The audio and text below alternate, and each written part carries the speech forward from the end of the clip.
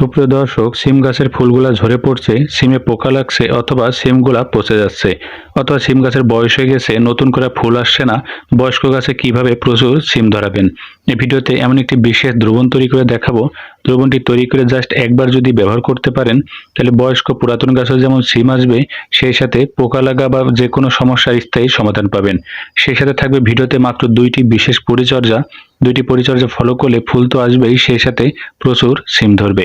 দ্রবণটি তৈরির জন্য প্রথমে দরকার দেশি নিম গাছের পাতা, এরপরে দরকার সজনে গাছের পাতা এবং সর্বশেষ দরকার অ্যালোভেরা বা ঘৃতকুমারী। এই তিনটা অবশ্যই সংগ্রহ করে তারপরে দ্রবণটি তৈরি করতে হবে। দ্রবণটি তৈরির জন্য দরকার একটি মাটির পাত্র। আপনারা অন্যান্য পাত্র ব্যবহার করতে পারেন, কোনো সমস্যা নেই। তো প্রথমে যে সজনে গাছের পাতা থাকবে, হাতের সাহায্যে পাতাগুলো ডাঁটা থেকে আলাদা করবেন। সজনে পাতা ব্যবহার করলে সিম গাছের দ্রুত ফুলের কুঁড়ি তৈরিতে সাহায্য করে। এরপরে থাকবে নিম গাছের পাতা। আপনারা জানেন নিম গাছের পাতা একটি প্রাকৃতিক কীটনাশক। তো বাজার থেকে ছত্রাকনাশক বা কীটনাশক ক্রয় না করে সম্পূর্ণ অর্গানিক প্রক্রিয়া যদি সবজি চাষ করতে চান, অবশ্যই নিম গাছের পাতা ব্যবহার করবেন। এরপরে নিতে হবে অ্যালোভেরা বা ঘৃতকুমারী, যেটা প্রত্যেকের বাসা বাড়িতে অবশ্যই থাকবে। এরপর নিতে হবে একটি চাকু। ভয় পাবেন না, চাকুটি মূলত অ্যালোভেরাটা কাটার জন্য, অন্যান্য কোনো কাজের জন্য না। তো আপনারা ঠিক এভাবে দেখতে পাচ্ছেন, এভাবে কেটে ফেলুন। অর্থাৎ এর ভেতরে যে সাদা নির্যাস দেখতে পাচ্ছেন, এই যে সাদা কালারের নির্যাসটি সংগ্রহ করতে হবে। এই অ্যালোভেরা বা ঘৃতকুমারী নির্যাসটি রুট হরমোন হিসেবে কাজ করে। তো যে সকল সিম গাছে দেখবেন বয়স হয়ে গেছে বা কয়েকবার সিম ধরার পরে গাছের ফুল আসছে না, সেই গাছে এটা অবশ্যই ব্যবহার করতে পারেন এই ঘৃতকুমারী। ফলে দ্রুত দেখবেন প্রচুর ফুল আসবে। ভেতরে কিছু পরিমাণে পানি নিয়ে ভালো করে নাড়াচাড়া করে মেশানো হয়ে গেলে নিতে হবে একটি পলিব্যাগ।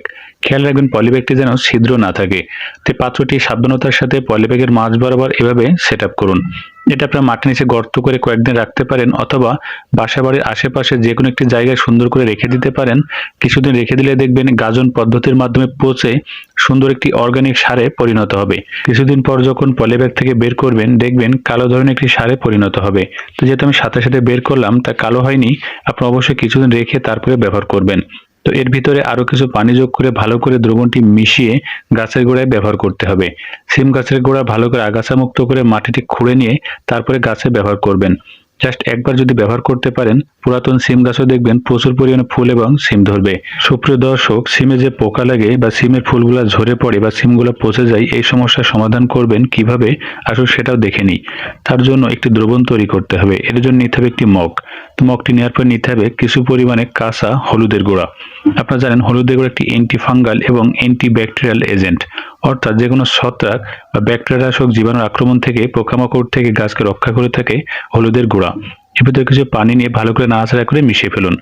এরপর নিতে হবে একটি সাবান। অর্থাৎ এটি সাবান নিতে হবে এবং সাবানের মাথা থেকে ছোট ছোট টুকরা করে কিছু সাবানের টুকরা ভেতরে দিয়ে দিবেন। এটি ক্ষার হিসাবে কাজ করে থাকে, পোকামাকড় থেকে গাছকে দূরে রাখে। এরপর নিতে হবে একটু লেবুর রস। লেবুর রস ব্যবহার করলে দ্রবণটি আপনি দীর্ঘ সময় ব্যবহার করতে পারবেন এবং দ্রবণটি অনেক বেশি ডাইলুশনে পরিণত হবে। তো অবশ্যই কিছু লেবুর রস ব্যবহার করুন। এরপরে নিতে হবে কিছু পরিমাণে ইউরিয়া সার। ইউরিয়া সার ব্যবহার করলে এর ভিতরে যে প্রচুর নাইট্রোজেন থাকে, তা গাছের পাতাকে সবুজ করে, গাছকে নতুনভাবে জীবন দান করে। তো অবশ্যই কিছু পরিমাণে ইউরিয়া সার ভিতরে ব্যবহার করবেন, তবে খুব কম পরিমাণে। এরপর নিতে হবে গুল। এটা আপনার রাস্তার পাশে যে পান বা জর্দা বিক্রি করে, সেই দোকানে সহজেই পেয়ে যাবেন। আমি মনে করি শুধুমাত্র বাসা বাড়িতে নয় বা কৃষি জমিতে নয়, আপনি যেখানে সবজি চাষ করেন না কেন, যে কোনো ফসল হোক না কেন, গুল বাসা বাড়িতে অবশ্যই রাখতে হয়। এটা সামান্য পরিমাণে মিশিয়ে সুন্দর করে দ্রবণটি প্রস্তুত করুন এবং সরাসরি গাছে স্প্রে করতে হবে। ভালো করে ছাঁকনির সাহায্যে ছেঁকে গাছে স্প্রে করুন। জাস্ট একবার স্প্রে করলে দেখবেন সিমে পোকা লাগা, ফুল ঝরে পড়া কোনো সমস্যায় থাকবে না, 100% সমাধান পাবেন। এখন আমরা মাত্র দুইটি বিশেষ গোপন টিপস দেখে নিই, যে টিপস দুইটি ফলো করলে গাছে যেমন দ্রুত ফুল আনতে পারবেন, সেই সাথে ফুলগুলো দাঁড় করাতে পারবেন। তো দেখতে পাচ্ছেন একটা লতায় দেখবেন গোড়ার দিকে প্রচুর পরিমাণে ফুলের কুঁড়ি। তো হাতের সাহায্যে কি করবেন, এই লতার একদম মাথার যে অংশটি দেখতে পাচ্ছেন, এভাবে কেটে দিবেন।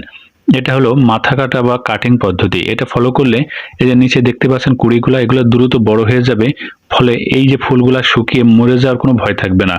অবশ্য জমি থেকে প্রত্যেকটি ডোগার এভাবে মাথাগুলা বা মাথা কাটা পদ্ধতি ব্যবহার করবেন। তো এরপরে আরেকটি থাকছে, এই যে ফুলগুলা ঝরে পড়ছে বা যে সিমে পোকা লাগা থাকবে, হাতের সাহায্যে ঠিক এভাবে তুলে ফেলবেন। অর্থাৎ পোকা লাগা সিম ও ফুল জমি থেকে তুলে ফেলে দিবেন। এটা ফলো করলে কি হবে জানেন, এটা হচ্ছে একটা ফুল যে নষ্ট হয়ে গেল বা তার মধ্যে পোকাটা আছে, পোকাটা তুলে ফেললে জমি থেকে সরে যাবে, পাশের ভালো ফুলগুলাও অ্যাটাক হবে না। তো এই কাজটা অবশ্যই করবেন। সুপ্রিয় দর্শক, এই 2টি টিপস এবং 2টি দ্রবণ দেখিয়ে দিলাম, অবশ্যই ফলো করুন। সিম তো ধরবেই, প্রচুর পরিমাণে ধরবে, 100% গ্যারান্টি দিলাম।